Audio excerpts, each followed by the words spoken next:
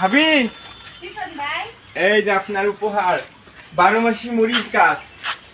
আর আমি দেখাতে চাচ্ছি শিক্ষা হিসেবে যে আপনাকে আমি অনেক গাছ দিয়ে উপহার দিয়েছিলাম, বড় করেছেন, একটাও নষ্ট করেননি। এখানে আরেকটা শিক্ষণীয় গল্প যে ভাই একদিন ঘুঘু ধরেছিল, ভাই ঘুঘু ছাড়বে না।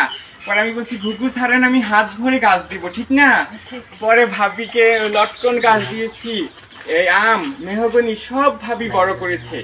আমি এখানে বাচ্চারা বইও পড়ে, আর ভাবিকে মরিচ গাছ দিলাম। এই সময় লম্বা হবে, এখানটায় বেড়া দিয়ে লাগাবেন, 12 মাসি মরিচ গাছ হবে ঝোপড়া। টপু, তোমার জন্য একটা, এটা তোমার আম্মুকে লাগিয়ে দিবা যত্ন করে।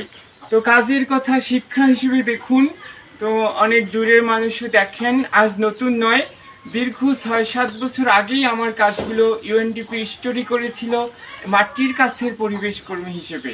তো অনেক অভিমান দুঃখের মধ্যেও কিন্তু আমি এই মাটির পথে টিকে আছি। আমি কিছু চাই না। অনেকেই বই পাঠাতে চান, কেউ বলেছেন স্পিকার কিনে দিবেন। আমি সত্যিই কিছু চাই না। আমার আল্লাহ চলে যায়, অভিমান থাকে, অভিমানেই বলি আমি পশু পাখিও পালি, আমার চলে যায়।